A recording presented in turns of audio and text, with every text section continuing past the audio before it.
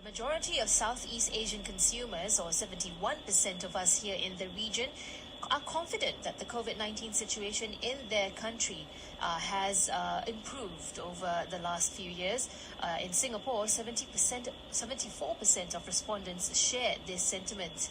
However, like you said, inflation has overtaken the pandemic as their biggest worry, despite most economies performing better compared to 2021. And that being said, the economic outlook across Southeast Asia remains positive at 54%, and consumers are hopeful that their personal finances will be better. That's 56% of consumers. So what's behind this optimism? And have uncertain economic conditions changed the way consumers behave in their purchasing decisions? Time to get some insights with Melanie Ng, who joins us on our conversation today on Money Mind. Melanie is Director of Market Strategy and Understanding at Ipsos in Singapore. Melanie, warm welcome to CNA 938. Hi, good morning, Andrew and Stanley. Good morning. Hello. Now let's start from that last statistic that we noted, which is the optimism for the region's economies. Now here in Singapore, 37% expect the country's economy to be stronger, and 32% believe that their financial situation will improve in 6 months. What are some of the factors contributing to this whole sense of optimism? All right, okay. We're certainly seeing some optimism taking back up again. But first, let me also qualify by saying that there are still worries in Singapore, like you've mentioned, rising prices, which became the financial buzzword in 2021, and the impact on personal financial concerns are not things that Singaporeans will ignore. Now, that said, people probably see inflation as somewhat transitory, which really means temporary and not persistent. Now, remember, inflation wasn't a big concern for Singaporeans for many years, with the last noticeable spike back in 2008.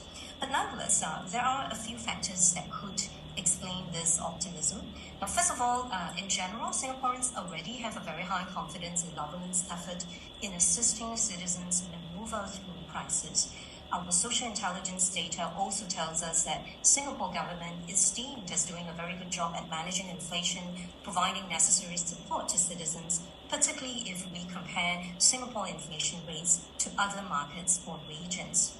Now, secondly, with the easing of safety measures, Singaporeans take that as a signal that life, as we knew before, can begin to resume. So apart from regaining that sense of enjoyment through people interaction, Singaporeans are also starting to observe increased economic activities driven by rebound of businesses and tourism in general. And these are all good indications of economic and income stability. And aside, something quite interesting here is that Singaporeans are very smart in finding ways to cope with changes around them. Now, people know that money coming in does not change nearly as fast as the money that's going out in inflation times. So they take proactive measures to stretch the dollar further. And I'm happy to give some examples here. Go ahead. One is diversion of spend. As much as 1 in 4 consumers are telling us that they're very impacted by price increases, but Singaporeans are still very liberal in the spend on food, cleaning products, and personal care products, which is totally in line with the changing mindset on healthcare or self-care post-COVID pandemic. Now, but on the contrary, they are saving monies in other ways. 1/3 of our Singaporean respondents tells us that they will spend less on travel, less clothing, less big-ticket items such as electronics, and maybe less impulse purchase too. Right. Yeah, sorry. Now go ahead, Melanie, go for it. A second example of coping strategy is really smarter purchase, meaning they will buy from channels that gives them the best deal. So really in times of inflation and rising rates, even though they are of great concern, the situation is just not all doom and gloom. Right. Okay. We wanted to get into the details of those spending habits, those changing spending habits a little later on in the conversation. But first, let's zoom out of Singapore, away from Singapore, and out to the wider region. What are some of the reasons behind Southeast Asian consumers' optimism about the economy despite inflation? In fact, the Ipsos SEA Ahead survey noted that 3 in 4 consumers say that rising prices are having a significant impact on their lives, but at the same time, they're still very optimistic about their economy. And this is all this is a regional optimism that we're seeing here. Could you explain this? Yeah, sure. Okay. So the optimism in Singapore is shared across all markets in Southeast Asia. As you've shared before, 54% of Southeast Asian consumers have a stronger economic outlook in the next 6 months. And such confidence is really high in Indonesia, 77%, followed by Philippines, Vietnam, comparatively lower in Singapore, Malaysia, and Thailand. Now, given inflation rates has again soared in the last couple of months, one could argue that this optimism that I've just shared may have deteriorated further. But nonetheless, it is still a very high optimism in Southeast Asia, especially when we compare it with global markets. We have another global study covering 28 markets. And in that particular study, I will share that, when we ask people how well they're managing financial this days, at a global average, 6 in 10 actually say that they're just about getting by or are struggling at varying levels. So it's certainly a more positive outlook in Southeast Asia. Now, let me explain a little bit in terms of the change in outlook here. For the past 2 years, Southeast Asia has experienced strict and fairly lengthy lockdowns, lower vaccination rates, and a disrupted supply chain. However, in Singapore, for example, at the start of the year in our budget, there were very strong, clear messages around building a more vibrant economy, strengthening our social impact. No one is, to be left behind. So we've kind of set off the year with rather reassuring messages that Singaporeans have received. And this tint of vibrancy is further shown in the shift from stay-at-home pattern to socializing. And this is across the board in all Southeast Asian markets, right? People going to restaurants, joining cultural gatherings, event attendance. Everybody is really comfortable doing that.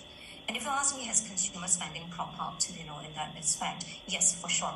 The increased activities have definitely spurred consumer spending, though I would say in a more cautious manner compared to pre-COVID times.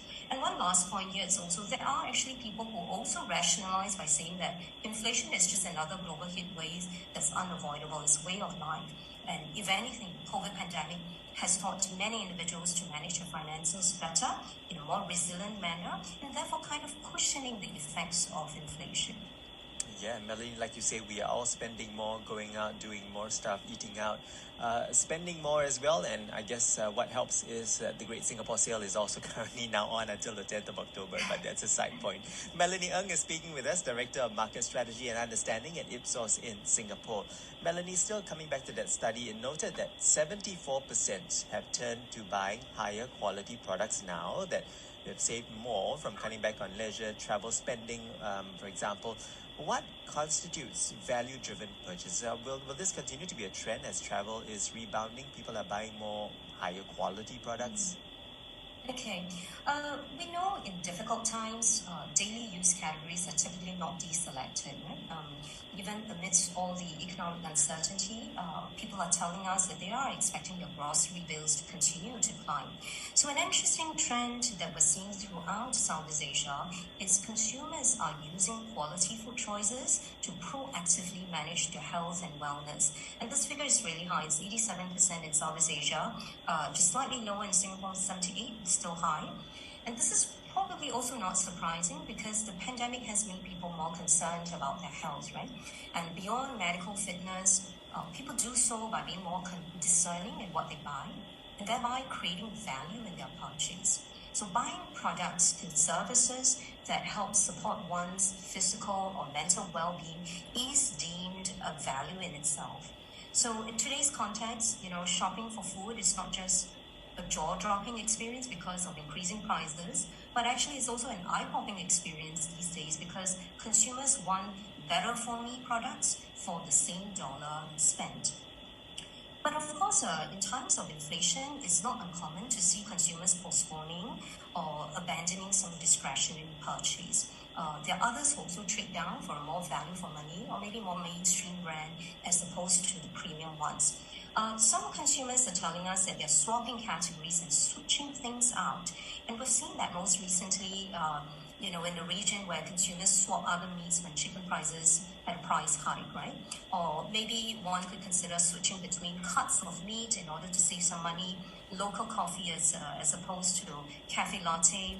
So playing around with product choices is definitely one way shoppers are choosing to manage manage inflation now. And of course, the last thing here is, of course, e-commerce. Yeah? It's fairly common. It's transformed the entire marketplace by providing consumers with more price options for the same product. So deals, discount products, promotions, price watch, group buy, these are all different ways to stretch the same dollar further to provide that value perception.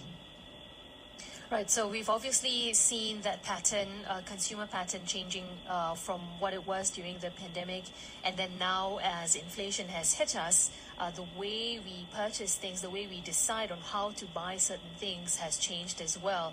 It's a lot of dynamic change in just a short 2 years, I have to say. Also now, in Southeast Asia, there seem to be there are, of course, varying demographic profiles, right? So some countries are more developed than others, for example. How are consumer habits then spread across the region's demographics? And also, what problems could potentially arise from this income gap in certain countries in Southeast Asia? Okay, so most people are saying that they're buying the stuff they need or they want anyway, though they will watch prices, they will cut back on some of the nice-to-haves. And this is actually without much shift across demographics as we study the various segments within our data set. We already know that the impact of inflation being most keenly felt, and therefore behaviors are also changing most in the lower socioeconomic demographics. The higher income brackets, on the other hand, may feel that they saved enough over the last 2 years that they can cover the higher prices right now. Hence, the effects of inflation, rising prices, unfortunately, are still felt especially hard on those who are still recovering from the impact of COVID on their income. Now, on the other hand, with the rise of online shopping across demographics, we are also seeing even the older generations are coming on board, citing that they're buying more items online than before, which certainly have a lot of implications for our marketers in terms of managing, the target segments, the various demographics that they should go out for. Right, and there's also a bit of a link between consumer habits and the labor market, Melanie. Could you explain to us this link, how new consumer habits are influencing the labor market or vice versa in various ASEAN countries? Okay, all right. Our research has shown that those who have been contracted COVID had felt a bigger change in their mindset towards healthcare. So, we know the world is becoming more health conscious now, the focus on better for me products, higher priority on health and wellness. These are all trends that are here to stay. And that means that our labor force is likely to be healthier, which is a very good thing. But staff are also expecting work-life balance, flexibility, even more so than before. Now, during COVID pandemic, we saw our labor force being more open to job switch, as well as acquiring new skills. However, during inflationary times and in light of the war in Ukraine, where there are further cost pressure that may further heighten inflation risk, but this is the time where the labor market may start to realize that they need to exercise greater caution and forget about the great resignation, where with changing landscapes, there are also some implications on businesses and job roles. And I'll highlight maybe a few examples here. Everyone talks about tourism, the rebound of tourism. It's something we want to monitor closer. Yes, it's rebounding, but depending on how the global and local economy recovers and survives inflation, we may see a more conservative growth as consumers are also saving on big expenses. And how this kind of pans out between domestic, international travel is still something we want to watch out for. So that's just an example in terms of sector, and how this is impacting on our sector growth. And when it comes to job roles or businesses, if you're in marketing, you may want to put heavier emphasis on performance marketing. You may want to merge mass marketing and personalization, just to keep up to the pace of changes that's happening right now. Another example could be customer experience, right? I talk about omni-channels. If you're in that line, you may already encounter a lot of changes in your role, just because you need to provide the seamless experience between channels. So there's a lot of implications on payment methods, processes, customer service, training, online user interface, etc. So all of these are just implications of the external environment that's going on right now on our businesses and how we alter our job roles to face some of these challenges.